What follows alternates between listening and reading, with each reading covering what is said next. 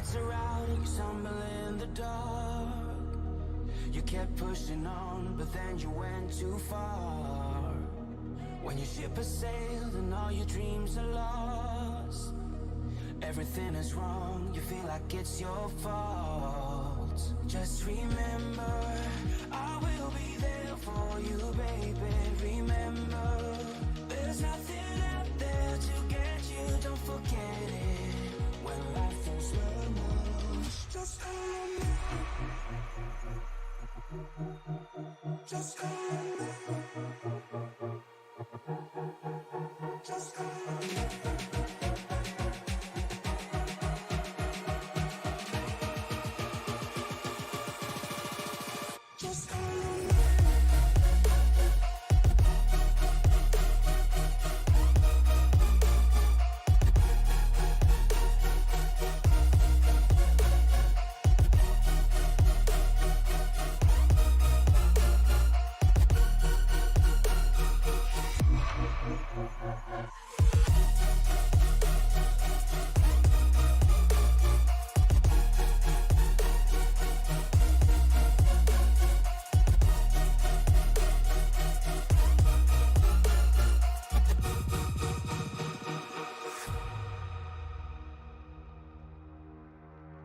You're stronger now than you ever been.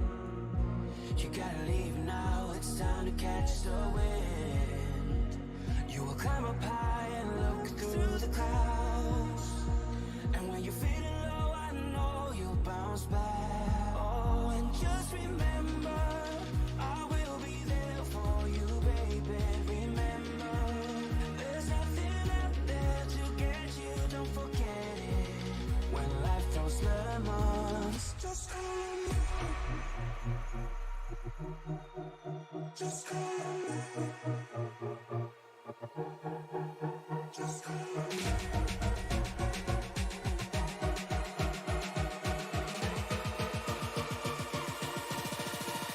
Just call me.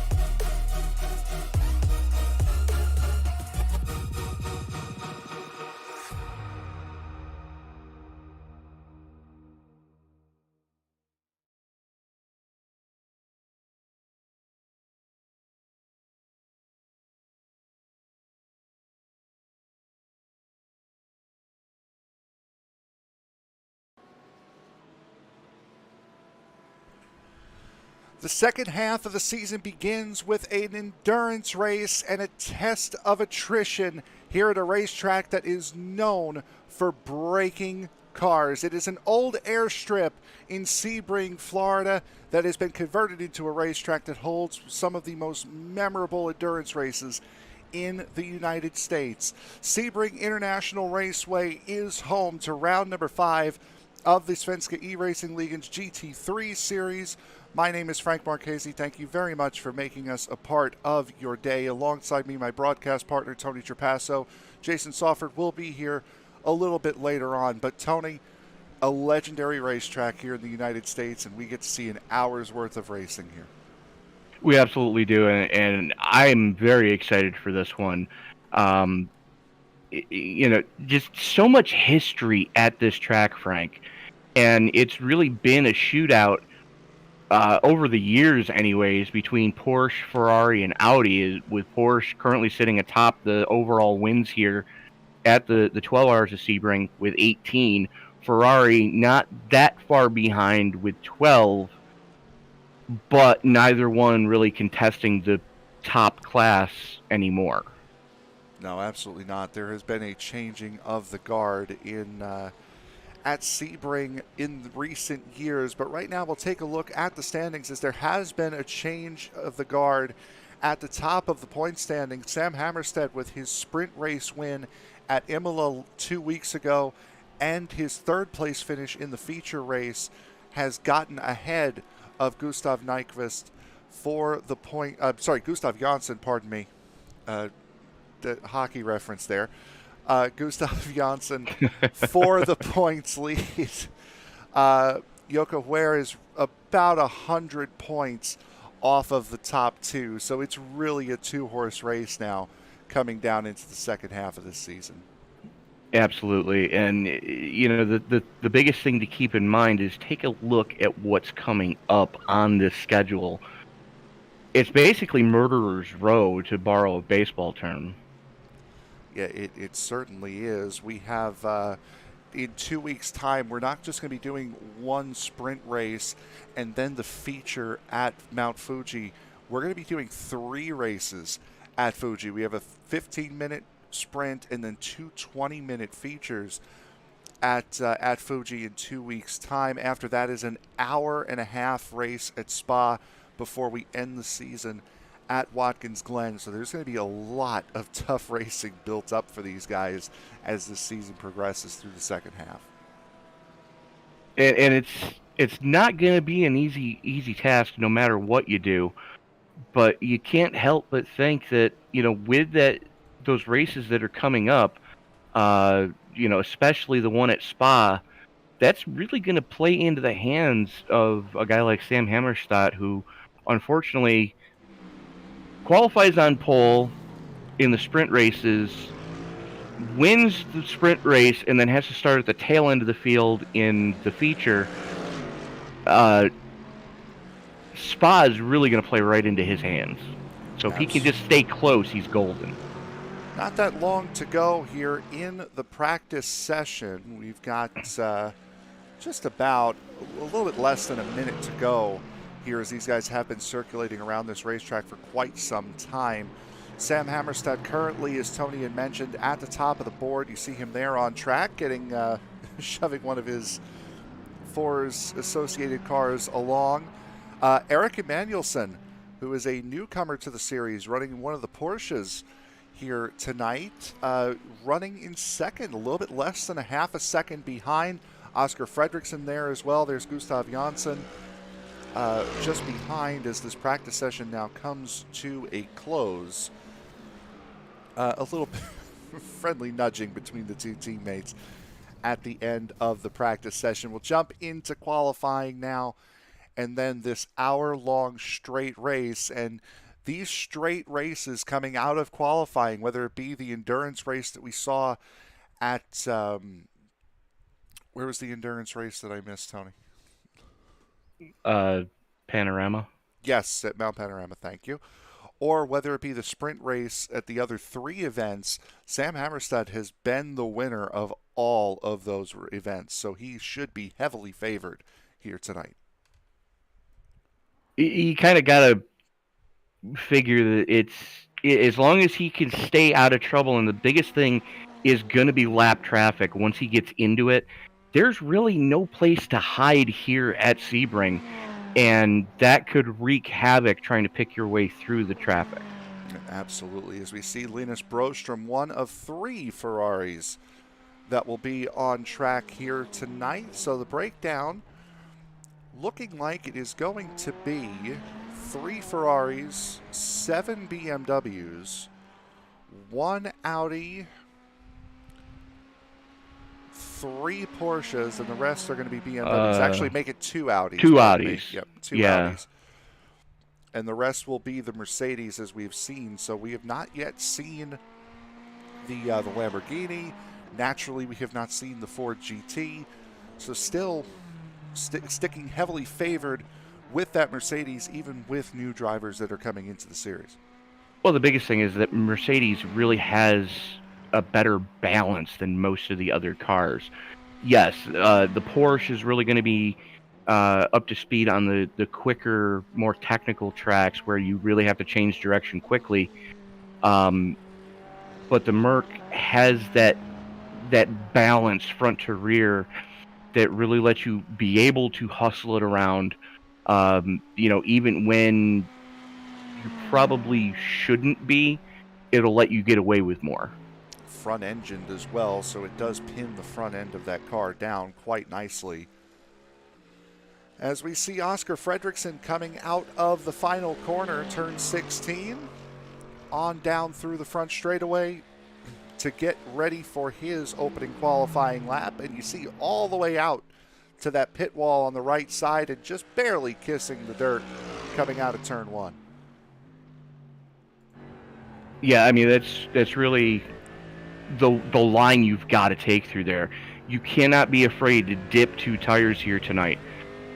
But you also have to be careful because of, where the DQ limit is. Riding on board with Oscar Fredriksson, taking you around a lap here at Sebring. Just a tight hairpin. Turn 6, now we start getting into some more winding, meandering turns around this racetrack. Some straights coming up through here. Another hard braking zone coming up.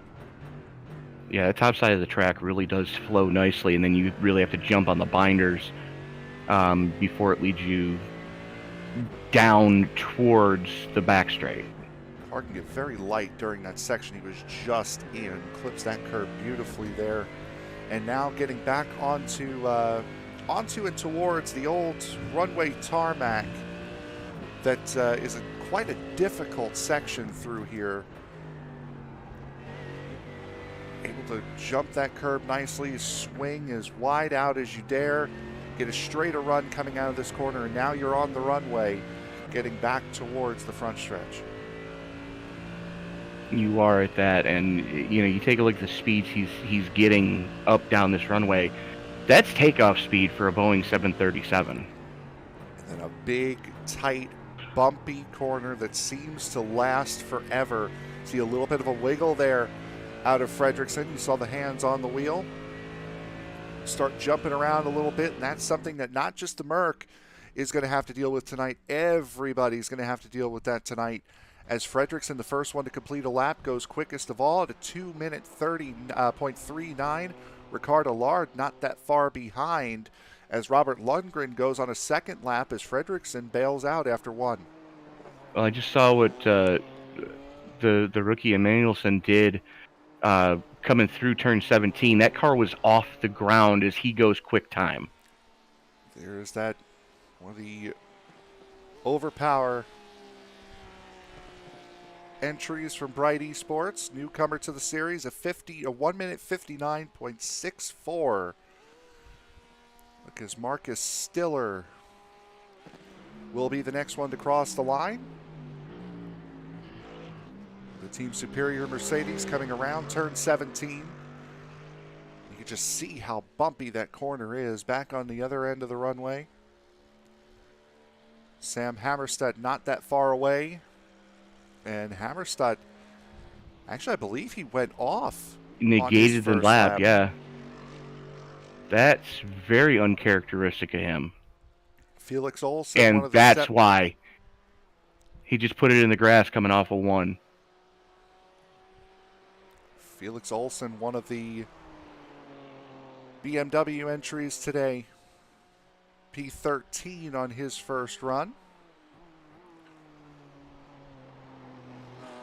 Look on the line here for Linus Broström. He will be the next one to cross the line in the number 71 Ferrari. Robert Lundgren not that far behind either. Now Lundgren on his first lap was good enough to go 12th. Broström's had an issue on his qualifying lap. There's the Team Superior BMW. Gustav Jonsson as well, not that far off. As far as a pole time goes, Jonsson coming to the line, and Jonsson negated his lap as well. Now, it is very easy to do that here at this racetrack. A lot of these corners, a lot of this racetrack, especially in the first half of the lap, very, very narrow. And there are places where it allows you to run over the white line, as we saw going on to the runway.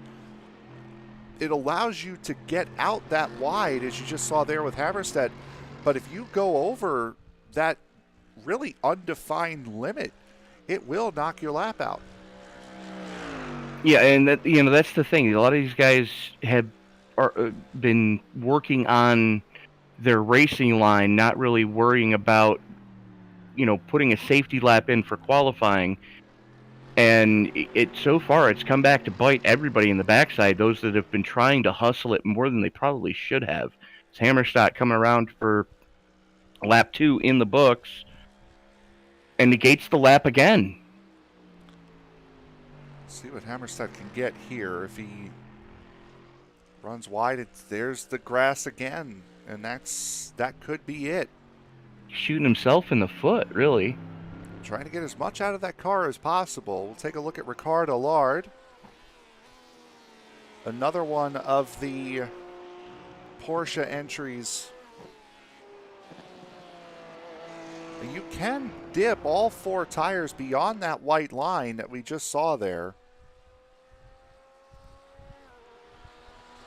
Coming onto the runway, yeah. Yeah, going onto the runway. But that's about the only spot you're really able to get away with all of that. About a minute or so, about a minute 40 to go here in the qualifying session. Erik Emanuelsson, series debutant, has the pole still after his first lap being set. Sam Hammarstedt just went off track. Completely off track, into the grass, 4 tires. So there is that 74 again for the guy who has qualified on pole for, I believe, all of the races this season and has won all of the sprint races and won the one prior endurance race. He's not going to get a qualifying lap here. Now here comes Jesper Eriksson to the line. Eriksson will jump up to P3. Now Eriksson, the winner of the feature race at Imola last week. Erik Emanuelsson coming to the line now. And Emanuelsson will better his previous qualifying lap, a 1:59.61. Betters it by about 0.3 of a second. Jocke Sjöö just had an off going through turn 5. And I don't know if Gustav Jonsson is going to have enough time to get this lap in. And he's been flirting with the grass as well. And these guys are really going to have to be careful tonight, Frank, because the incident count, anything after a 15X is a pass-through. And then anything every 10 after that is another pass-through. So these guys are really going to have to be mindful because it's so easy to dip tires here. Yep, it absolutely is as we get set to go here for tonight's race. And we will take a look now at the starting grid here for it. Starting on pole will be the series newcomer Erik Emanuelsson with the Bright Esports Overpower team, a time of 1:59.606. Oscar Fredriksson will start to the outside on that front row. Jesper Eriksson and Jocke Sjöö coming in row number 2. Row 3 goes to Daniel Holmer and Andreas Forss. Row 5 will see Ricard Allard and Robert Eriksson. Linus Broström and Joachim Ulriksson will make up row number 5. Jocke Sjöö and Anton Ehrman will make up row number 6. Tony, with row 7 going to Robert Lundgren and Felix Olsson. Victor Hammerstrom going to roll it off next to Nicholas Gran in row number 8. Row 9 is going to see Sebastian Magnusson and Pontius Norgren. I'm not even going to try this one, Frank. Dan Segelson? Okay. Is going to be joined with Jukka Frisk in row number 10. Row 11 is going to see Marcus Stiller and Sam Hammarstedt. Gustav Johansson is going to be joined in row 12 with Lucas Holmgren, and Philip Ansel scheduled to roll it off shotgun on the field in row number 13. So 25 cars scheduled to roll it here tonight, Frank, and only a 66% fuel fill. So we're probably looking 15, 20 minutes. I would say about a 2-stop race here tonight with, pardon me, with one of those stops would have to assume would be for tires. So for the first time this season, we do not see a Mercedes on the front, at the very front of the grid. We see plenty of them up towards the front, however, but at the number 1 position, it is not going to be a Mercedes out of qualifying for the first time this season. We'll take a look now at the weather conditions for today's race. Just about 1:30 p.m. in sim time, 26 degree ambient temperature, a 51 degree track temperature with 14 kilometer winds. Tony, if you would mind doing the conversion to freedom units, that would be helpful for some of our other viewers. That's a partly cloudy sky, 78 bald eagles ambient air temperature, 124 bald eagles track temperature with a 10 mile an hour gusting up to 15 headwind down the long stretch. As so you get up to about 22K. Yeah, it's pushing them around. It's definitely going to be pushing cars around, especially when they're trying to get it woed down going into that monster that is turn 17, because you really need to have the car woed before you start to throw it into that corner. Absolutely. As we are working our way through this full pace lap of the Sebring International Raceway, about halfway through at this point, and Tony, it's going to be quite a race here, especially at the very beginning. We know there are some fast guys in the back that did not get a chance to lay down a valid qualifying lap. And with how narrow this racetrack is, especially in the first couple of sectors, that's going to make this racing very, very difficult for some of the guys who are really fast at the back trying to work their way forward. Patience is going to be the key tonight. You cannot put the car in a bad situation, because this track will slap you around like it owns you. And we will have, I'm sure, plenty of things to show you guys after the first lap, but once everything settles down a couple of laps in, then we will certainly take a look and show you everything that you may have missed from the first lap or so. Tony, on our way down the back straightaway right now, the long straightaway right at the bottom of the racetrack.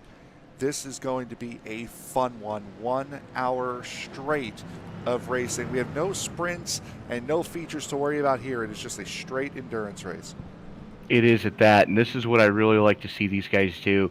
The sprint race and the feature, that's fun, but let these guys do what they know how to do best. And as the pace truck starts to pick up some speed, and they bring it through that monster that is turn 17, the only thing that's left to say is it's time to wipe the visor and adjust the 5-point harness. Grandma, grab the sunscreen because it's time to get it on in Florida. Race fans, it's show time. Well, these guys did not waste much of any time trying to get single filed out after the first corner, as Emmanuelson getting out clean, it would appear, at least for the moment. Everyone looking good through the first bit. Eriksson and Fredriksson were leaning on each other during that first part of that lap, but everybody does get it sorted out. They get it single filed out, and the real battling is going on just outside the top 20. That is 74 of Sam Hammarstedt with Gustav Jonsson running right behind as we head into the hairpin.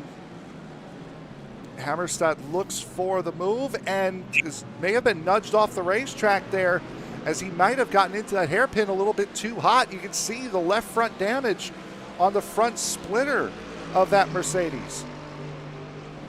Oh, yeah. Yeah, that really threw him into the grass, as here comes Jonsson to his inside, makes the pass look just that simple. And now the two of them start to get single filed and try to claw their way up through this field, as neither one of them got the qualifying attempt that they wanted. Joachim Ulrichsen coming under fire from the Ferrari of Anton Ehrmann there for a moment.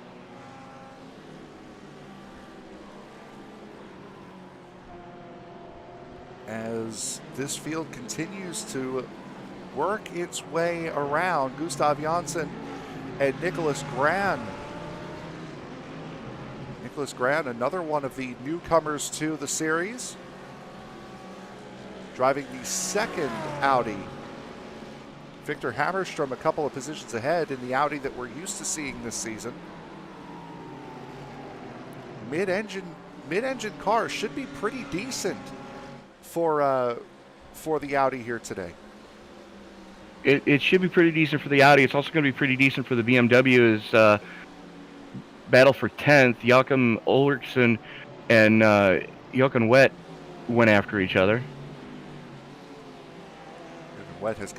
Jochen Wett has gotten around Anton Ehrmann. I believe Sebastian Magnussen starting to make his move forward as the 55 of Nicholas Gran had gone off in turn one. We saw that in the background of that shot. Up at the race lead, though, Erik Emanuelsson trying to hold off last week's feature winner of Jesper Eriksson. In that fight for the second position, Oscar Fredriksson has fallen back to third. Everybody else pretty much in the spot that they started in. Biggest mover by far of the race thus far is Gustav Jonsson, who again did not put down a valid qualifying lap and had to start towards the back, up to 16th plus 7 on the day so far. You kind of got to wonder if that was by design, because normally those Forza Esports cars, you see them in a line, just a freight train at the front of these fields. I'm wondering if a couple of them said, let's make it a little more difficult on ourselves, as Jonsson flashing the lights at Victor Hammerstrom, not being too happy with the Audi driver in front of him. There's not a lot of places to go around here to get away until you get down towards this bottom section of the racetrack, as we now see the it's somebody off in the back there. I believe it's the 55 of Nicholas Gran. It is in that Audi. Hammerstedt got collected in that as well. Well, Hammerstedt was in the pits. He came into the pits to repair the damage from the incident in turn 1.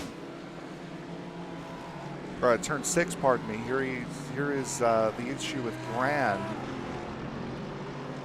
He gassed it up a little bit too early and hits that wall a ton on the inside of turn 16. Everything seems to have calmed down at least a little bit temporarily, as Emanuelsson coming through the twisties does pull a little bit of a gap on Jesper Eriksson. But Eriksson and Fredriksson not letting him get too far away. Oh, Hammerstedt has binned it now. Oh my. We'll take a look and see what happened with Sam Hammerstedt as he has had to tow back to pit road. I believe he's going to do the same thing. Runs a little bit wide, catches grass.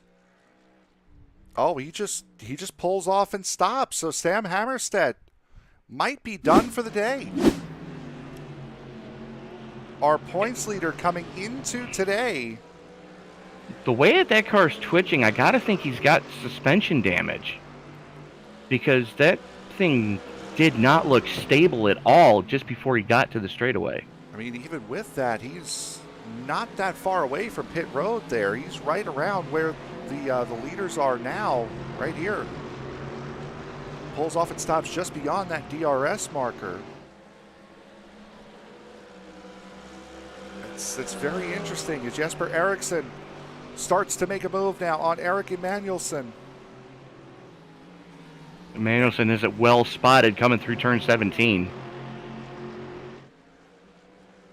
A very, very good defensive move there from Erik Emanuelsson to maintain the race lead for now, but that Mercedes is very quick in a straight line compared to the Porsche. That straightaway just short enough for Emanuelsson to be able to keep that spot. However, going into turn 2, I'm not sure. Jesper Eriksson goes to the bottom, and he will shove the Porsche out of line. Into the race lead goes Jesper Eriksson. Fredriksson tried to give Emanuelsson the old Spanish archer the elbow, as here comes Jochen Wett to the inside. Oh, he's all over Fredriksson right now. Trying to get as good a run as he can, and Fredriksson had a little bit of contact, as so do Fredriksson and Jocke Sjöö having some contact going into turn 6. I was going to say that Fredriksson and Emanuelsson had a little bit of contact coming out of turn 2 as Fredriksson tried to go on through with the 37. Unfortunately, just couldn't make it work. As Jocke Frisk brings it pit side as well, and he's put it on the hauler.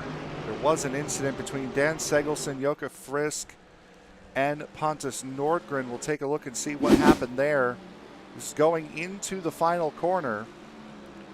All of them right here together. Oh, that Mercedes. Ooh, there was a couple of big shunts there. The 25. That was Jocke Frisk. Tried to get to the inside of Segelson. And it just didn't work out.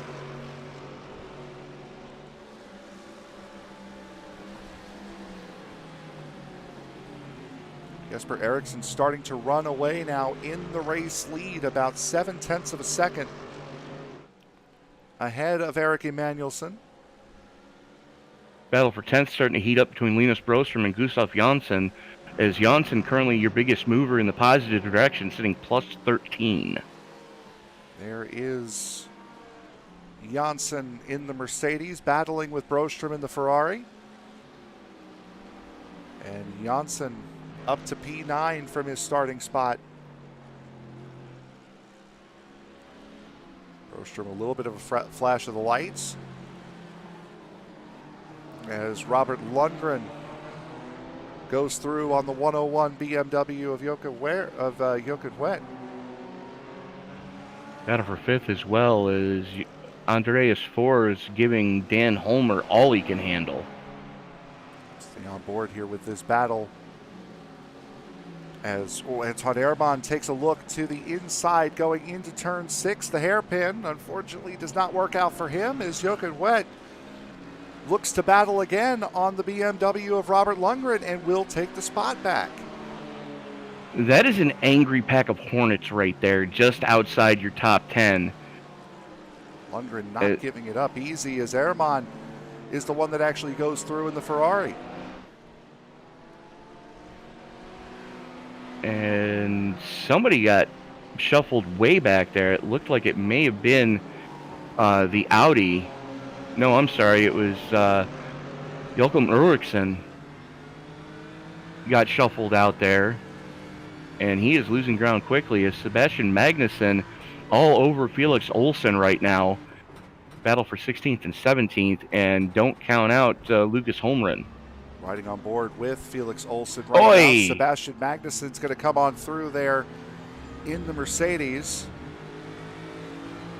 Very close are those two. Almost 3 wide. That's a ballsy move. It is 3 wide now. Lucas Holmgren on the inside. Holmgren is going to be the one that gets the spot. I don't think Sebastian Magnusson was expecting Holmgren to stick with it. Ends up pushing Felix Olsson out wide. Olsson showing his displeasure by flashing the lights at the 2 guys in front of him now. I'm sure. Jocke Sjöö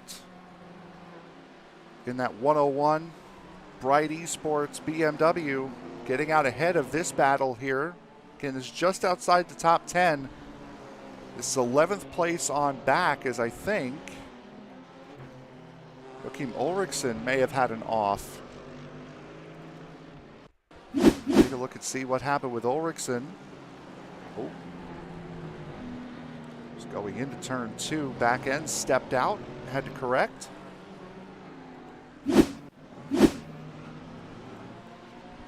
Looking wet with Robert Lundgren still all over him in that BMW.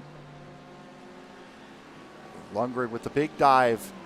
Oh, big contact between the two. Lundgren will get the spot. Anton Ehrmann will follow through.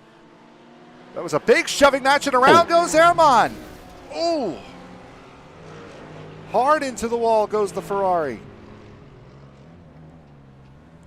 Well, that's no bueno, as he's definitely got some damage on that thing. Yeah, that right front suspension arm is Bluetooth, Frank. Yep, there it is. You can see the front end there, and that's Jocke Sjöö trying to do whatever he can to keep that position. As we'll take a look and see how this happened. Just pushed up, trying to stay in front. And another Ferrari, unfortunately, goes down. And he just got back to pit road there. It looks like he may have towed it. Yep, just did. As a matter of fact, the three cars that have had issues have all had to tow it so far tonight. I take that back. Frisk was able to limp it back to pit. Philip Ansel did not start this race.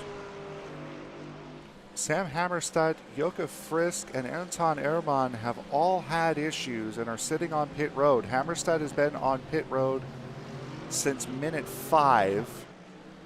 Frisk has been on pit road since minute 6. Ehrman, as we just saw, the issue he had. As Jocke Sjöö now going off again, this time in turn 5. That was a big moment as but the Audi of Victor Hammerstrom and Lucas Holmgren were able to squeeze by there, but that was definitely a pucker moment, if you will, for the Bright Esports BMW. These curbs are very, very easy to jump on, and they will get you wild if you hit them in just the wrong spot. And a rather composed re-entry back onto the track for the 101. Only lost a couple of spots doing that as well, but now he's got even bigger problems, as that's Sebastian Magnussen trying to reel him in.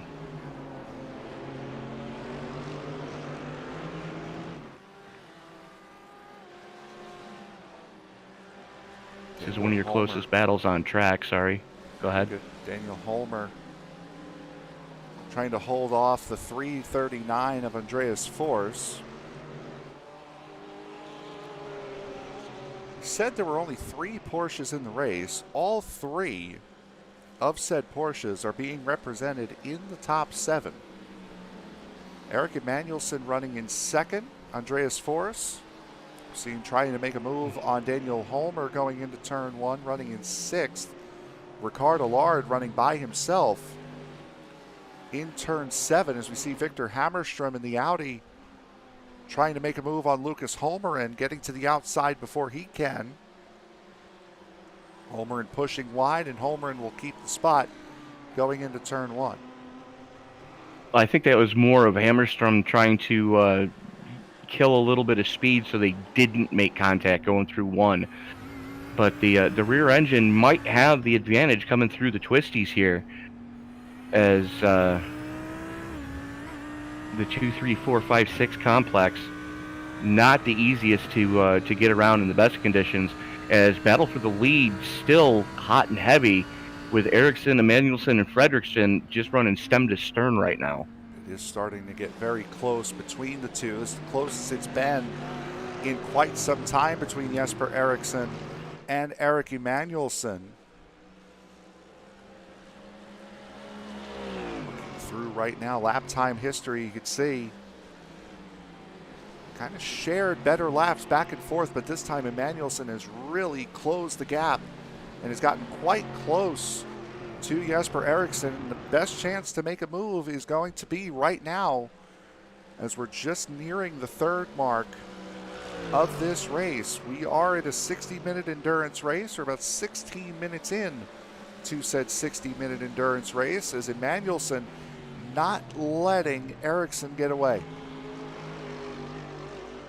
He's trying to do whatever he can to put another Porsche tally mark on the board, as Eriksson doing everything he can to try to keep that the other German car behind him. On board with Emanuelson right now.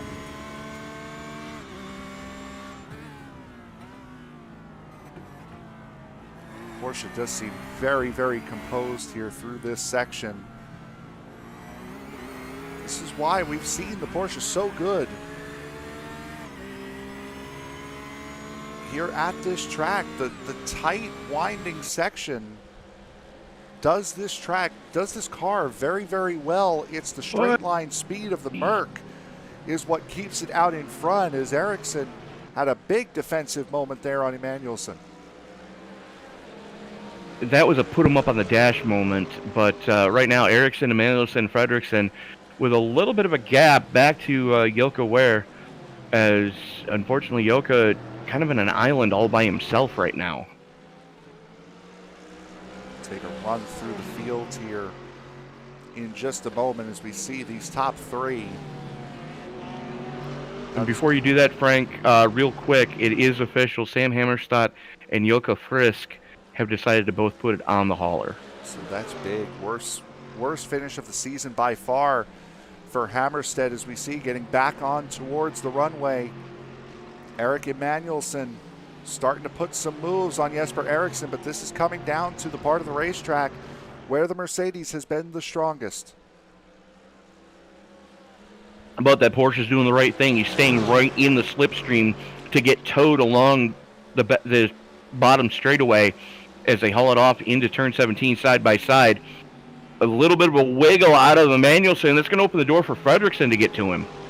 And Porsche does get a little bit out of control, especially in the bumps, but other than that, that has been a very good car around here. But it's been the top speed of the Mercedes, as here comes Oscar Fredriksson looking to the inside of Erik Emanuelson, trying to get ahead of the Porsche where the Porsche is best.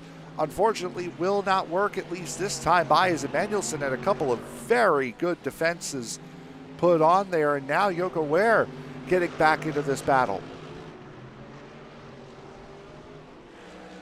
Jesper Eriksson looking at the fight in the rearview mirror. He's got to be loving it, as it's allowed him to pull out 3/4 of a second to the good right now, as we got a battle starting to brew as well just outside the top 10 between Lucas Holmgren and Robert Lundgren. It's Holmgren in the tan and silver BMW. Lundgren in the Team Superior BMW just behind. Sure you can see it on the left there, but the highest position for each manufacturer in this race. Jesper Eriksson leading, Erik Emanuelson for Porsche running in second. Daniel Holmer currently holds the best position of any BMW, running in fifth. Linus Broström, the highest running Ferrari, in 10th. Victor Hammerstrom, the highest running Audi, in 13th.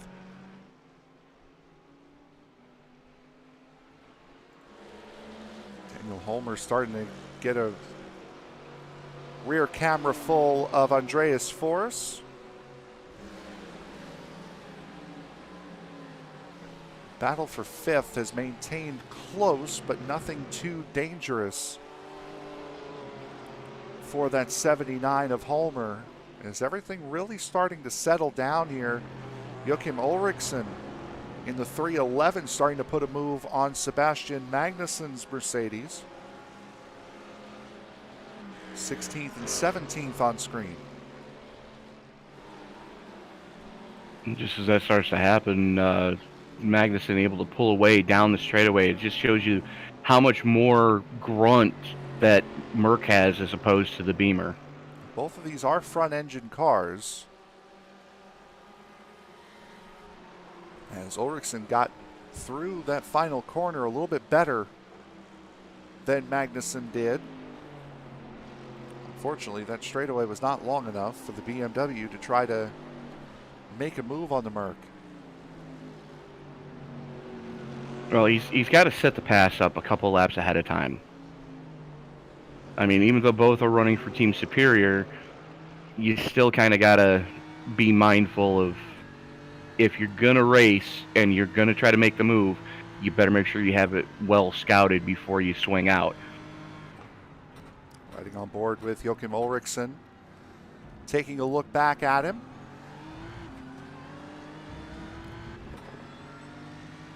Well, the Team Superior Underdogs entrance in today's race. Trouble for one of the other rookies in the field tonight. Nicholas Grom just had a throughput. He had a couple of issues so far in this race. Jesper Eriksson starting to come under some fire from Erik Emanuelsson, inching closer and closer to the pit stops here. 22 minutes of this 60-minute race have gone by. And the pit cycle should be getting closer. Now, you do have to pit during an IMSA race. However, that is 15 minutes shorter than this. Right, but these guys are only running a 65% fuel fill, Frank. So you would expect the pit cycle to be a little bit closer to each other, as Eriksson having quite the issue with Emanuelsson. Just put a big block. Emanuelsson got the nose to the outside, unfortunately not able to do anything with it. Unfortunately, no, but they are coming up on the next tight twister, and he's still not close enough to make it happen, though. Emanuelsson. Oy. Looking like he's close enough, but unfortunately just not able to do anything with it. We're starting to head back down towards the runway. This is where the track starts to fall back again more towards the favor of the Mercedes. Yeah, especially coming through the section here where it's nice and flowing, and you're really going to let that big V8 eat under the hood of that Mercedes. Where the Boxer 6 of the Porsche, it just doesn't have the low-end grunt. It changes direction, it's great. But he gives up so much on corner exit on the long straightaways that, it's almost nothing you can do to overcome that. A couple of the newer GT3s to the iRacing service. Of course, the newest one being this Mercedes. Boy, Eriksson got way wide as compared to Emanuelsson's more composed exit through that final corner.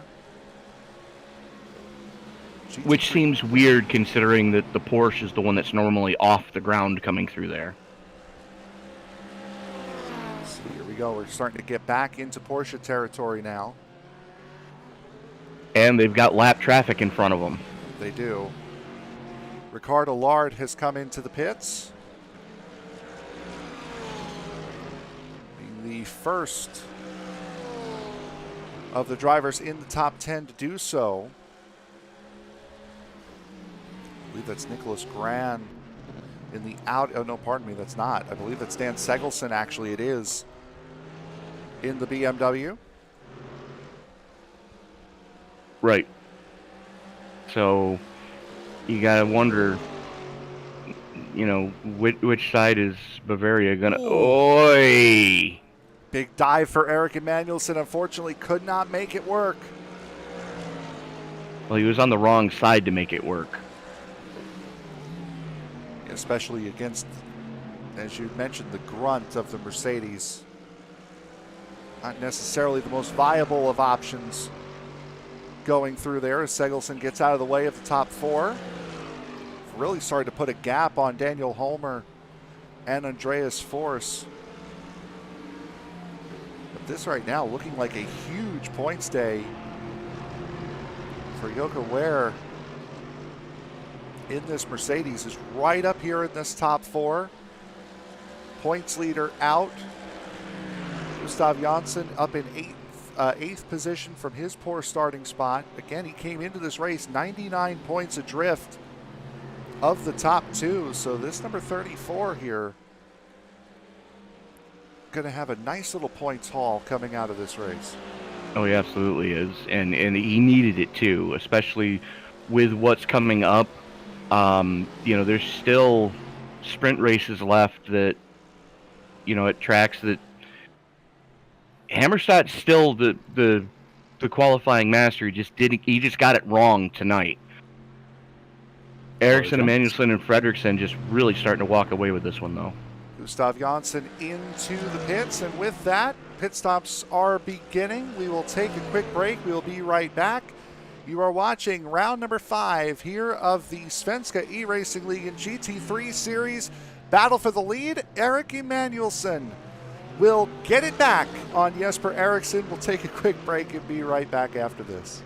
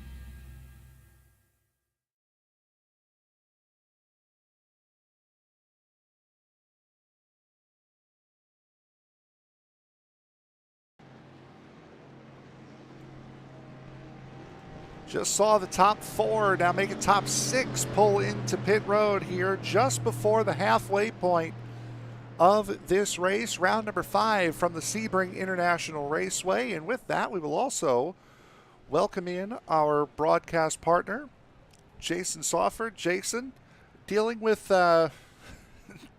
British public transport did not work out well for you today, sir. Yeah, no. Let's say I prefer driving my own car to waiting 45 minutes for a bus, but sometimes we can't have everything our own way. How many episodes of Top Gear do you need to watch before you finally realize that public transport will never be as good as driving? About half. There you go. So there's a big shakeup coming out of the pits. Erik Emmanuelson stays in the race lead. Jocke Sjöö coming out in second. Håller jumping Eriksson and Fredriksson in the pits. So those two Mercs taking on a little bit more fuel, I would have to assume, than the 3 in front of them. Yep, the Mercs were stopped for at least 2 seconds longer, so can only assume that would be more fuel. Jesper Eriksson really having to put the binders on there. Tires do not appear to be on order, at least for this stint. If they do have to come in again, I'm not sure if they will be taking tires. No. So you're saying triple stint the tires? Well, yeah, I mean, for only an hour race, we thought maybe if it were a 2-stop, you could think maybe on one and not the other, but it's looking like it has been stretched to a 1. Joachim Ulrichsen has been off in the BMW. We'll take a look back and see what happened there. Side by side with the 20 and gets really out of shape coming out of turn 1, and Lundgren will keep the spot. Only loses a little bit of track position, does Ulrichsen. And that could have ended a whole lot more poorly than it did, as Dan Håller and Jesper Eriksson going after each other right now, as Håller trying to do what he can to keep that Mercedes behind him. Not going to happen as they haul it off into 17, side by side. A lot of respect being given between those 3 cars right now. Trying to cross him over is Håller. Gets to the inside of Jesper Eriksson. They are going to be dead even at the line. Håller was nosed out just a little bit further, but it's going to be the horsepower advantage from the Mercedes that is going to push Daniel Håller out and push the Mercedes back out in front. Jason, Oscar Fredriksson going to follow through as well. Yeah, a little bit of pushing and shoving down the straights, trying to keep their positions, but now Daniel Håller and Oscar Fredriksson still sitting side by side, but Holmer just about able to hold off and make sure that both Mercs don't go through, and only one. But he'll be looking to keep eyes forward now to try and regain that position, though there's a little bit of a gap forming there, so he's going to have to be mindful of his mirrors still. Two dancing partners for this entire race have been split up. Eriksson and Fredriksson have been pretty much nose to tail all race. Same thing with Daniel Holmer and Andreas Forss. Those two have been nose to tail, and now there's a car in between both of them. Robert Eriksson in the 35 Mercedes has just been passed up by Gustav Jonsson. They both had a bit of an issue. Turn one, Jonsson blew the corner, and Eriksson following the line of the Mercedes ahead does the same exact deal. Easily done. Tunnel vision. I've done it a few times. Absolutely. We all have. More than I care to admit. On board with Robert Eriksson right now, headed back towards the runway. Eric Emanuelson, being as he doesn't have Eriksson, goading him, he's able to open up a 2.25 second lead over Jocke Sjöö. Pulling away a little bit every single lap has that 97. It's amazing what you could do when there's no pressure on you. Constantly being hounded for a position. Jocke Sjöö is about 3.5 seconds ahead of Jesper Eriksson. Daniel Holmer starting to fall back a little bit as well. Oscar Fredriksson, Andreas Forss still stuck behind Holmer. Now we have seen an incident with Sebastian Magnusson. See what happens here. Heavy braking point, gets it wrong, goes straight off into the runoff. It's always nice when there's a little bit of runoff that you can get into. Hello, Andreas Forss making a move here on Oscar Fredriksson. So close together. Fredriksson knows exactly how much space he's got between himself, the Porsche, and the grass on the other side. And it's lovely little squeeze. It's something we've seen here all throughout this race. The Mercedes has been very good where the track has been wide and straight. Meanwhile, the Porsche has been very, very good in portions where the track has been narrow and twisty. Kind of a, as Tony and I were talking about earlier, Jason, it's really more of a kind of like a self-correcting balance of power at some of these racetracks where, say, last week at Imola, the Mercedes was quickest. Now here, Porsche's the quickest. When we go to Mount Fuji next week, it may be the Audi that's the quickest there. Doubtful. Just an example. Yeah, I mean, it's definitely helpful here with the Porsche with engine placement, obviously. Mid to rear engined as opposed to front, you're going to get more turn in, which is very useful if you can control it. I can't. Yeah, that car changes directions so beautifully that if you can figure it out, because that rear engine can start to act like a pendulum at times. Force just about put the move on Oscar Fredriksson, and now Fredriksson started to make a couple of mistakes here. He's fallen off by about 2 seconds over Daniel Holmer in that Bright Esports by Overpower BMW just in front, as Fredriksson doing a lot more driving out the rear screen than out the windscreen. I think Force has him rattled right now. The fact that normally those Forza Esports cars are, having their own way with it on these, they did it at Mount Panorama, those that didn't get involved in that early melee, but not so much here at Sebring, and I think it's kind of rattling some of them. Yeah, I mean, it's very difficult when you got someone behind you to not sort of try and drive defensively, but I feel as if Force weren't making little looks down the inside, and if Fredriksson could focus himself entirely on driving forwards, maybe they would have a chance at catching fourth place, but clearly the driver of the Porsche thinks that it would be better for his own race to try and get past quicker and try and do that work himself. And only 3 Porsches in the field today. All 3 of them currently occupy the top 7 positions, including... Wasn't a good last turn. Yeah, no, it was not. As Fredriksson now starting to fall away just a little bit. However, it will be the inside line and the braking power of the Mercedes getting through on the Porsche. But Force, though, really going to have a little bit of an advantage here through this section as we'll ride on board with him. Just see how composed this Porsche is compared to the Merc. It's a lot flatter through the corners, which is allowing all 4 tires to do the accelerating, braking, and turning, as opposed to the weight transfer that Merc is going to have. With that front engine, it can get into the corners so much more efficiently.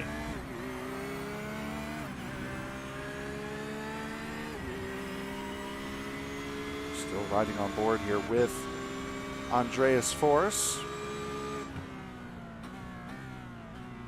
Running in the position he started, and you saw how much deeper he could get into that corner there than the Mercedes. Pulled right up to the back, but unfortunately couldn't carry that momentum off. This is one of the more difficult corners here that they're going through now. As we get a little bit too hot going into that corner, you're going to have to brake while you're turning the car, and we know these GT cars don't like that. Real straight foot on the brake.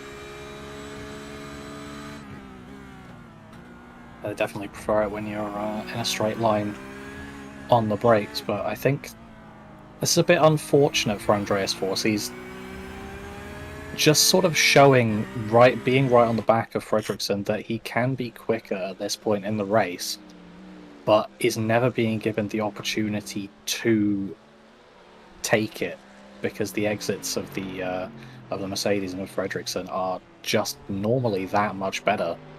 So Force is just waiting for a mistake here. A little bit of tail wag out of Fredriksson there, coming through turn 7. For Fredriksson coming through turn 17, as battle starting to brew between Robert Eriksson and Gustav Jonsson.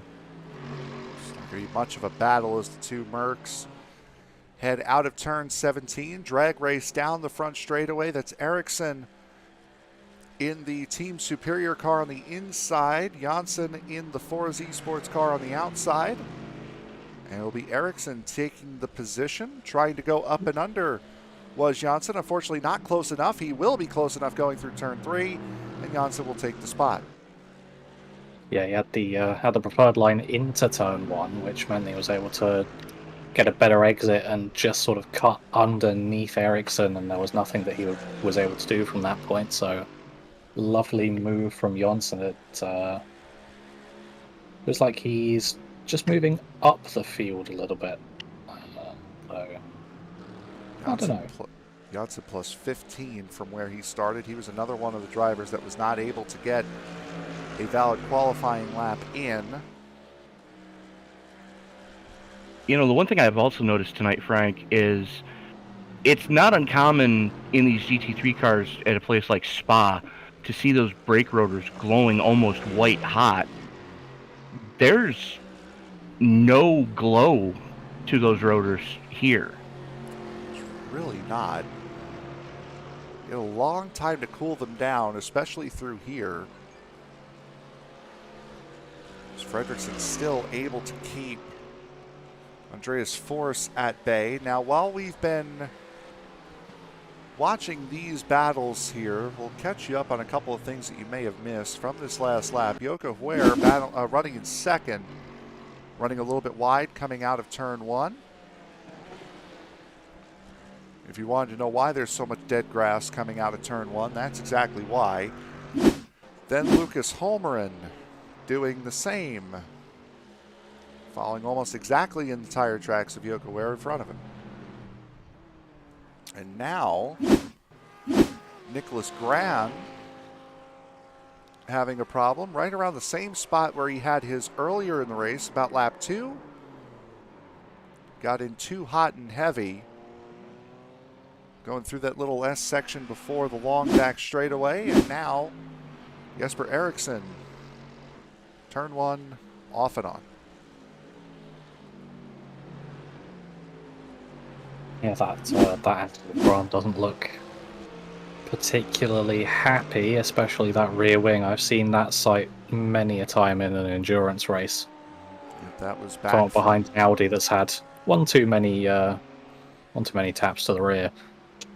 That was back on lap 2 that he got that damage, spinning out of turn 16, backing it into the fence. Spent a couple of laps on pit road repairing that, number 55. And as far as series debuts go, Nicholas Gran has not had the best of them, but Emmanuelson could very well have one for the ages, as Daniel Holmer now has found himself in quite a pickle here, as Oscar Fredriksson and Andreas Forss have caught right up to the back of that Bright Esports BMW and are now all battling for fourth. It seems as if Fredriksson was able to just sort of focus on moving forwards rather than his mirrors, and maybe looking for a move here into sunrise, sunset, one of the two. And a big wide I know it's exit called well one of from those Holmer. Things. Big wide exit from Holmer as well. Sunset bend is what you're looking for. Cool. As Oscar Fredriksson going around the outside going into turn 1. So a little bit of dab of brake there from Fredriksson. In the middle of that corner, you saw the brake lights light up. Holmer will keep the spot at least for the moment, but that BMW is, that Mercedes is on the pounce. As you'd expect out of, that grunt that the Mercedes has, the BMW is more of a high winding V8 as opposed to the low end. Here we go again. Oy. So Door gets slammed in his face. Saw Sam Hammarstedt do that on the first lap, and it did not work out well for the 74.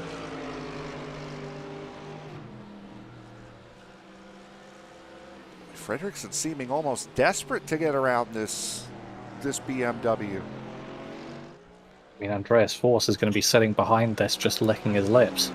Yep, mean, any opportunity that he sees to go for a move, maybe when Fredriksson isn't looking, or if both of them make a mistake, is going to be golden for him to try it. Now he's backed off here a little bit, and I think, Tony, that might be by design. Exactly. He's letting those guys beat on each other, and he's just going to reap the benefits when the inevitable happens. We know it's coming, we just don't know when it's coming. Oi! Fredriksson, all sorts of sideways coming on to the bottom straightaway. Sebastian Magnussen's had an awful. Take a look at that in a little bit later of a time.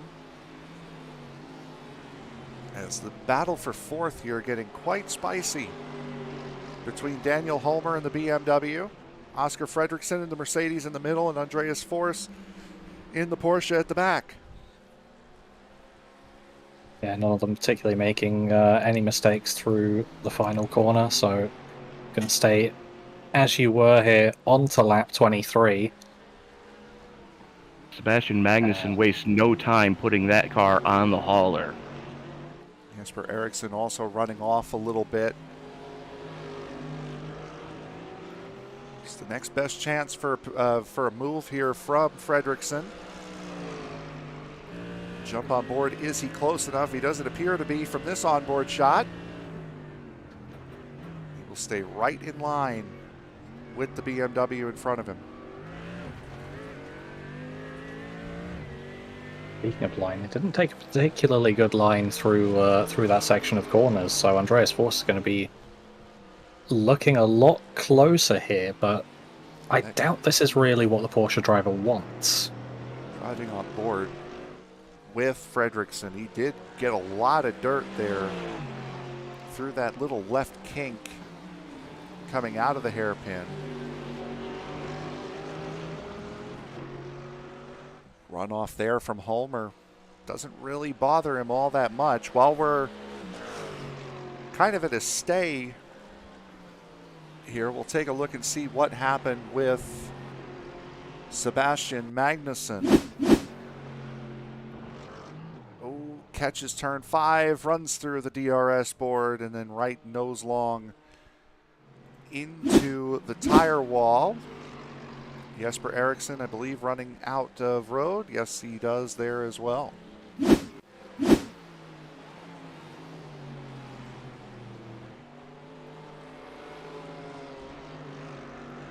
Now, Tony, you had mentioned earlier the X limit. Yes.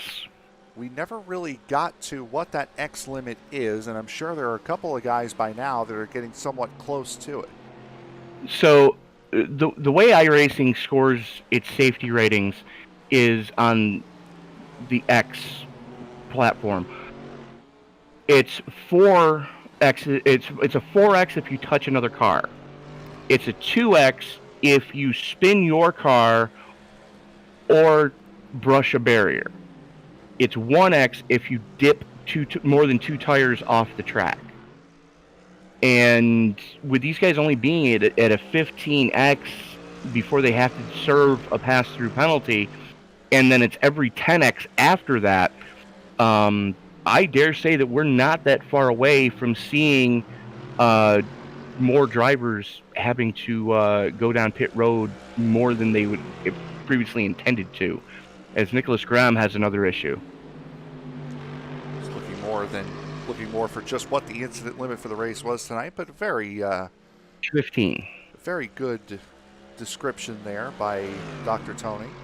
There's no DQ limit. It's just you have to serve pass-throughs. Jocke Sjöö has a rear camera full of Jesper Eriksson at this point, a battle for second. No pace advantage between the two, and the last time we had checked, Erik Emanuelsson had a 2.2 second lead, and that was a while ago, granted, maybe 15 minutes ago. That gap has now grown to almost 10 seconds. And these two have only just begun to fight. Fight they will here through the last corner. Two very differing lines for the two drivers, and something's happened to Daniel Holmer. Yep, Holmer while we were looking at this side by side through turn 1. Not quite going to happen. Yeah, Holmer has had an off that's allowed both Fredriksson and Force to go through. Boy, Eriksson putting everything he possibly can on Jocke Sjöö right now.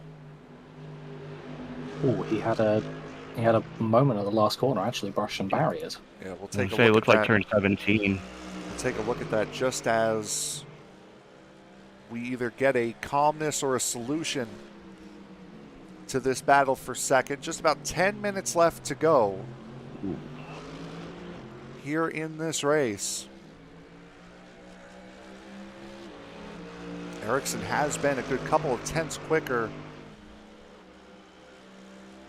than Sjöö these last couple of laps. And he is right on the back of that Merc right now.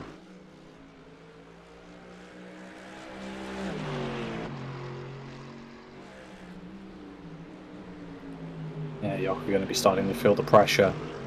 Was they're both quite wide on exit there. You see how hard they're pushing. As he said, easy to do. See the sector splits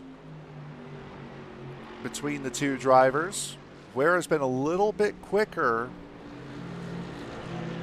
in sectors 1, 2, and 4, but Eriksson's been able to get it back in sectors 3 and 5. Now a big defensive move, and we're seeing, Tony, the Indy Snake down the back straightaway. I was about to say, what the hell, man? That's wild. Wrong state for that. It worked. Wrong state, wrong car. Worked for the moment at least, as Eriksson a little bit more composed going through turn 17. Sjöö has the preferred line going into turn 1. It's going to have to be a switchback if Eriksson wants to do it from here. And he's not going to get one.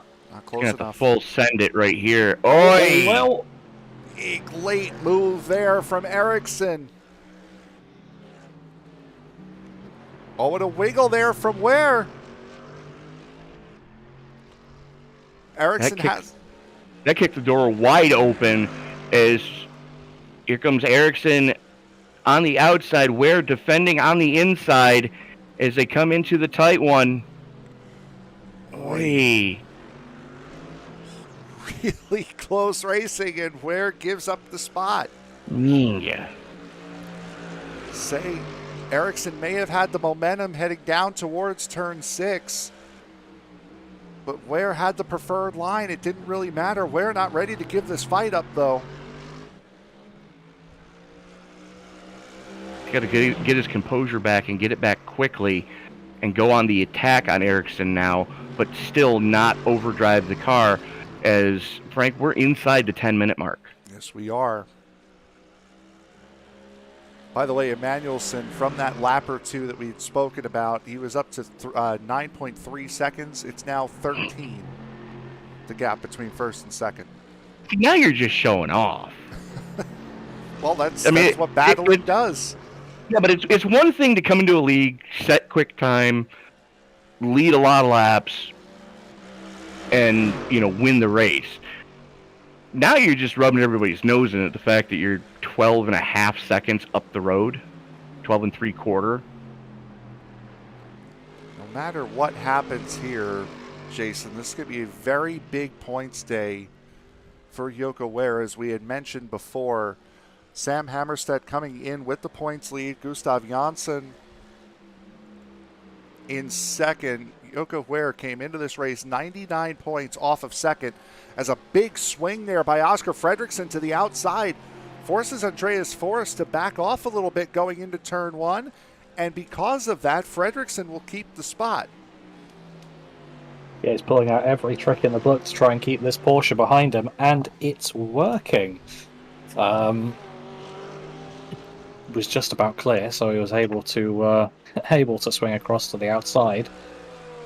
So pretty textbook defending from him, but yeah, as you said, it's going to be quite a big points day for the number 34 geodesic Mercedes. Am I the only one that's noticing that 8 out of the top 9 cars come from Germany? Well, and the one that has broken that is the Ferrari of Linus Broström, who has found a home in 10th position. No. The BMW. Excuse me? It's not from Germany, it's from Bavaria. Anywho, Linus Broström. Okay. Broström has found a home for himself in 10th position within about the first 5 minutes of the race and has not relinquished that position at all here tonight. The leading Ferrari on the race. Fredriksson and Forrest still battling here for fourth, pardon me. These guys have not given an inch to each other as we are now 5 minutes left in this piece, Frank. We'll go back now and take a look. Oh, maybe not. Forrest got really close to the back bumper of that Mercedes. Unfortunately, the straight line speed is not going to help the Porsche right now. Draft will, but it shouldn't be enough, and it's not enough. Fredriksson may have touched the pit wall. Fredriksson wide. Yeah, he might. You're right, Tony. He might have done, and that might have caused him to go wide. And that mistake is going to force both of those to hip check each other going into turn 2, and it's going to be Andreas Forrest who gets the spot. I know it's hockey season, but, Sebring doesn't have a team. I don't want to be the steward looking at that one. Or no. Do you know what? I will be the steward looking at that one. I'm gonna have a look back. Well, while he's doing that, let's take a look back. We promised that we were going to show you what happened to Daniel Holmer. This is back about 5 laps ago. Holmer going into the final corner. Just a little too hot. Boy, back end really slung around there.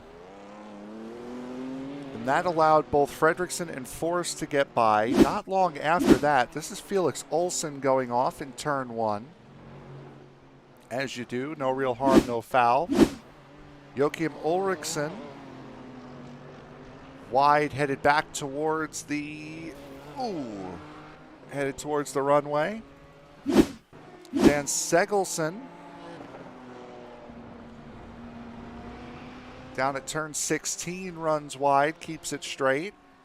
And then Joachim Ulriksson just having a hard time getting on the racetrack. And now here's the pass between Force and Fredriksson. Force really threw it in there. I would say that contact would be more on Force than Fredriksson, in my personal opinion. I think you might be right. My vote would be a racing incident. They were alongside each other, and I would agree. Fredriksson, I would agree with that. Fredriksson expects them to turn in. Holm was in the pits. Yep, he didn't have enough fuel. Yep, Homer did not fuel that BMW up enough. And for that, it will be a late pit stop for that Bright Esports BMW. Jesper Eriksson has gotten out ahead of Jocke Sjöö and has maintained about a half a second gap to that third place Mercedes. Now that gap looking very similar to the gap that we're seeing between the fourth place Porsche and Oscar Fredriksson. Two battles going on inside the top 5 right now as Force and Fredriksson going after each other, as are Eriksson and Sjöö, as coming onto the straightaway at the bottom of the track. Erik Emanuelsson getting ready to fire off what should be the final lap of this race. It should be. Now this is he's setting purple sectors as well. He's rolling fastest of all in sector 4. Looking to become the first one tonight to go sub 2 minute in the race. Yeah, you're right. He's not the closest. Oscar Fredriksson is the closest at a 2 minute .09. See what Emanuelsson can do here. This lap will be a 2 minute .41, so not quite close enough, but this will be the last lap of the race.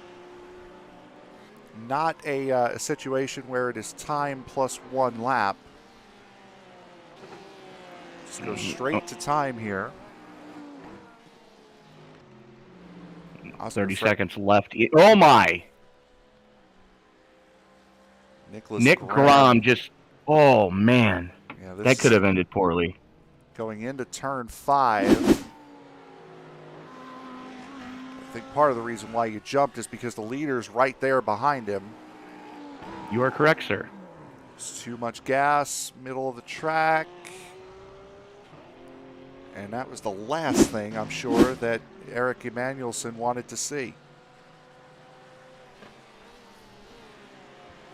He definitely had it well spotted. He was able to take evasive action just in time. It's about 5 or 6 seconds up the road from him. Fredriksson has really started to push that BMW and it is that Mercedes, and it has not helped him. Fredriksson has now fallen off by about 1.5 seconds on Andreas Force, so it's looking right now as though the top 5 positions are set. Jocke Sjöö not close enough to Jesper Eriksson at the moment to really make a move, and with that off there that he just had, you saw the dust kick up, has fallen behind by 1 second. But for the series debutant, Erik Emanuelsson, coming down through turn number 17, had a great battle with Jesper Eriksson just prior to the pit stop, got the race lead coming out of the pit cycle and never looked back. Erik Emanuelsson takes the win here at Sebring. What a drive that Porsche just had.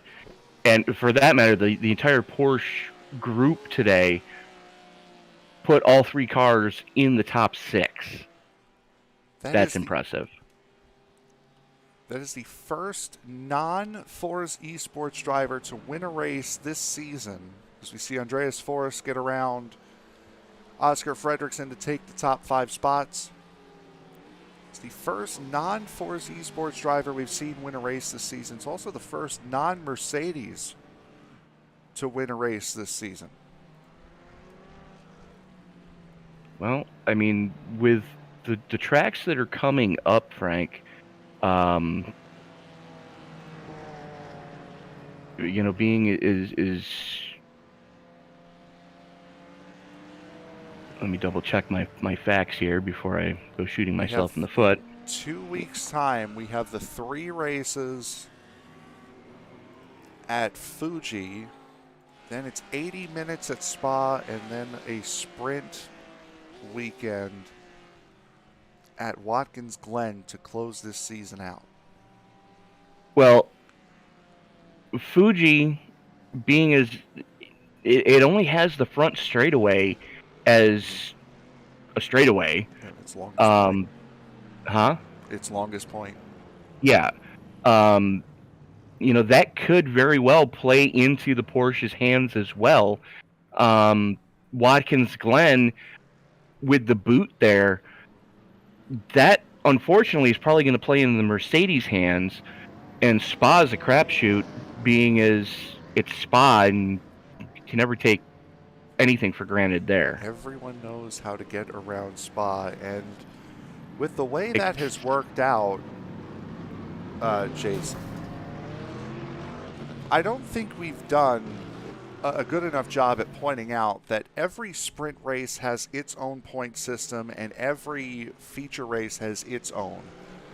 So with the 3 races at Fuji coming up, the endurance race at Spa, and then the 2 at Watkins Glen, there are still 6 points paying opportunities left this season in just the 3 races we have left.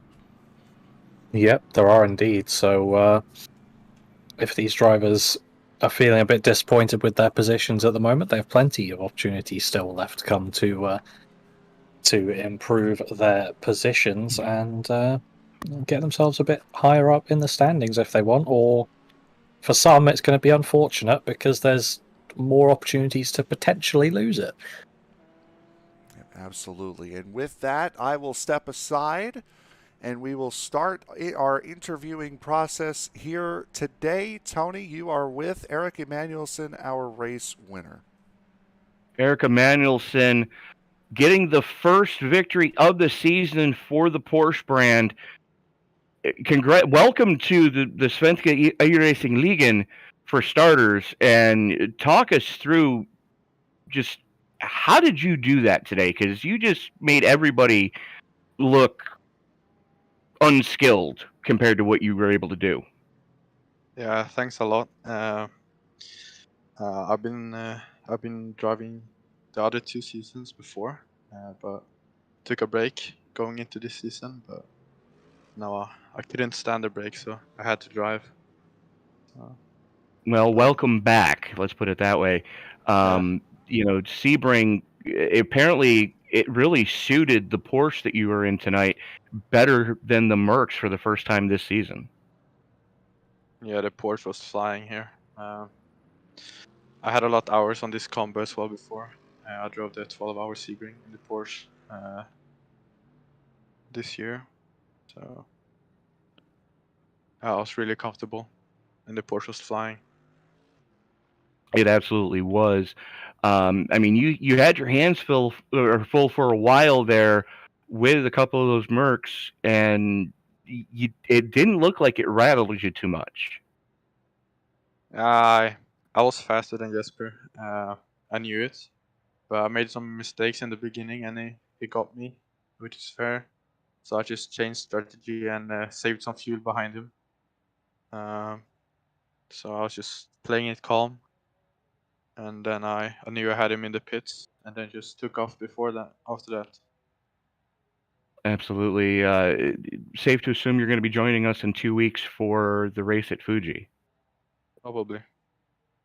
What are your thoughts going into the land of the rising sun? Never driven that before, so I guess I have to make some bigger training before it and learn the track. But I think the track looks really fun. It's a roller coaster for sure. All right. Who do you need to thank before we let you go celebrate this victory with your team? I gotta thank my team, Bright Esport, for the support and for the opportunity to jump in with them middle of the season. So thanks for them. All right. Again, congratulations, Eric. Looking forward to seeing you in Fuji in 2 weeks. You too. And I believe Jason has Jesper Eriksson with him now. Yep, Jesper, congratulations. Second place, so pretty good result today here. Yeah, pretty good results starting from P3. It was a bit of a struggle with like fuel because we did overfuel the car as heck apparently. I don't know how, but we apparently did. And I don't know how, but the Porsche was just so fast in every corner on the straights. It was unbelievable. Yeah, it definitely looked like the Porsche was the car to get here. Yeah. But you managed to hold that Mercedes out quite nicely for second place. And overfueling is definitely better than underfueling. Just remember that. Sure is, for sure. But this second place is going to do pretty good for your point standings, as sitting in 12th coming into this race, you are certain to gain some positions after that. So interesting. That's going to be interesting. Great one for you. But are we going to be seeing you again in 2 weeks' time for our second race in Japan? You're always going to see me. I'm going to be here every week, I hope. So, for sure. Look forward to it. What are your thoughts going into Fuji? It's a good track. It's going to be quite exciting, I think. 3 sprint races is always going to mix stuff up and reverse grid on that. We have seen it, and it's pretty much chaos, but it's going to be fun. Going to be exciting, I hope, to look at and commentate on. But, like, yeah, I'm excited for it. Yeah, I think for that one we may have to practice not breathing for 20 minutes and just yes, just talking. Yeah, that's probably what you're gonna have to do. But before we let you go and celebrate, is there anyone you'd like to thank? The whole team. I would like to thank Sam and Gustav and Oscar for all the practice, and Lucas, of course, and the sponsors, Marby, Hyrbilar. Always nice to have them on the car and show them off. Yeah, that, and Kappa Bar. Don't forget about them. Yeah, well, congratulations, and then we'll hopefully be speaking to you in 2 weeks' time. Of course.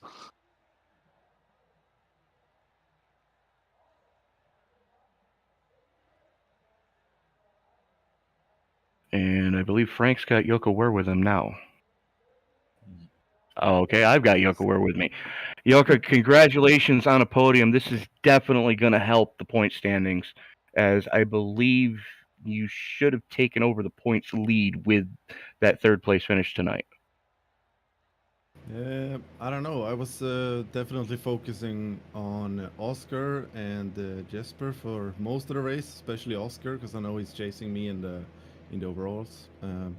So yeah, I was very surprised that both Jesper and Oscar fell back so bad in the pit stop.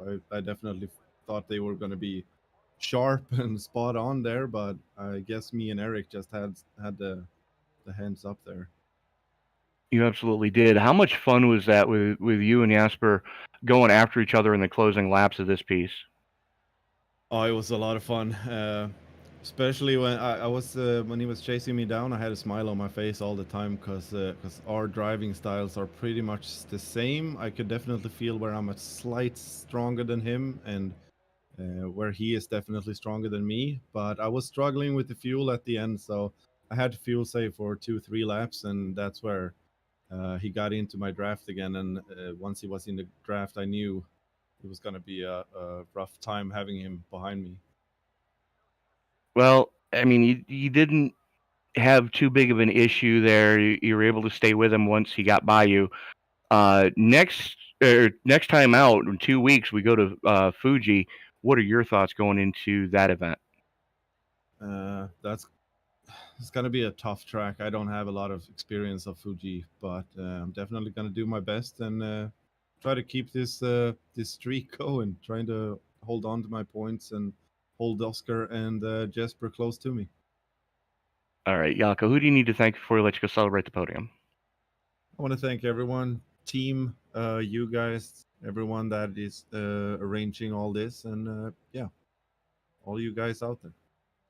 Jocke Sjöö, congratulations on the podium. Hopefully we're talking to you again in 2 weeks. Thank you. Well, gentlemen, that officially puts another one in the books for us. That it does, and such an incredible race that we saw here today. I know, Jason, you were only here for about half of it, but still a very good race and a lot of battling up towards the front of the field. I mean, we're so used to with GT racing and with road racing in general that the battles tend to be more towards the midfield, but the midfield was really strung out here in this race, especially in the second half. All the battling was up at the front. We had all drivers in the top 6 within a good 2 or 3 seconds of each other at one point, about the 20-25 minute mark, Tony. Yeah, we absolutely did, and I dare say that even as difficult as this track is, I think this put on the absolute best race we have seen so far this season out of the GT3 division. Jason? Yeah, it's definitely been a great one, and obviously, unfortunately, I could only see half of it, but I think there'll be a lot of people here who are happy to see the great battling at the front. Unfortunately, Sam Hammarstedt, probably not one of those people. I'm sure he would have loved to be running up at the front, but just wasn't his day from what I heard. But a great race nonetheless from everyone involved. So thank you to everyone in the race, because it was very entertaining. Yeah, it absolutely was the entire way through. And with that, we will now go and take a look at the final results here for today's race as Erik Emanuelsson returns to the series. Season debutant, I should have been saying all race long. Jesper Eriksson and Jocke Sjöö coming home in the top 3 positions. Just heard from all 3 of them. Andreas Forrest, Oscar Fredriksson coming home in the top 5. Ricardo Lard, Gustav Jonsson, Robert Eriksson, Daniel Holmer, and Linus Broström rounding out the top 10 positions. Daniel Holmer was running up in 6th, but unfortunately had to come in after not fueling the car enough, Tony.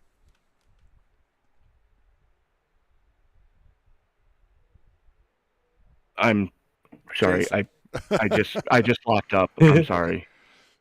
Me. Håkan Hurt coming through in 11th with Victor Hammerström in 12th. Robert Lundgren coming home 13th. Marcus Stiller and Felix Olsson rounding out the top 15. We've got Joachim Ulriksson, Pontus Nordgren, Lucas Holmgren, Dan Segelson, and Niklas Gran rounding out top 20. Tony? I think he's Still don't have it. Yeah, he's done and out, I think.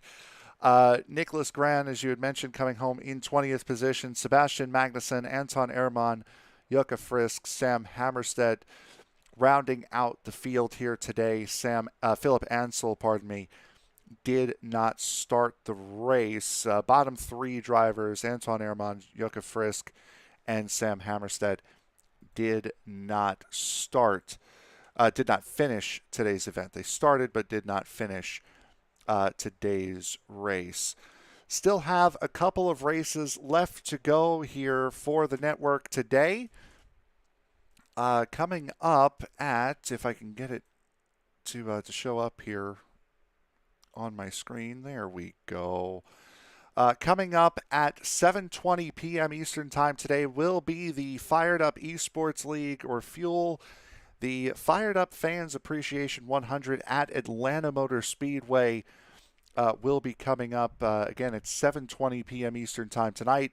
Sim Racer's Edge will also run round number 7 at Atlanta Motor Speedway. That will be an 8:10 p.m. Eastern Time start. Then tomorrow will be the Circle B Diecast Super Speedway Series. They will run their all-star race from Atlanta Motor Speedway. Then on Sunday, what would that one be, Tony?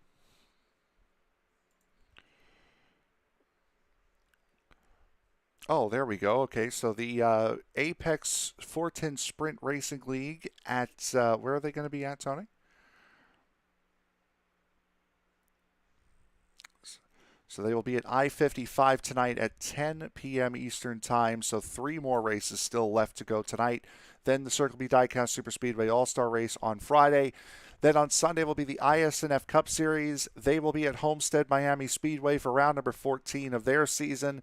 Just the same way, Sunday Night NASCAR will be at Homestead Miami Speedway on Sunday as well. Those races will be at 4:50 and 8:20 p.m. respectively. And then on Monday will be the Harpoon Designs 100 at Talladega for the SCL International Cup Series coming up on Monday night. So for my broadcast partners, Tony Trapasso and Jason Sawford, I am Frank Marchese. Thank you very much for making us a part of your evening, and we will see you all next time out for the Oval Series next Wednesday at next Thursday. Thank you very much, guys. At Martinsville. It's where I thought they were going. So next Thursday at Martinsville, and then 2 Thursdays from now will be the next time we see the GT Series at Mount Fuji. I'm just waffling right now. That is it for us today. We will see you all next time. Good night, everybody.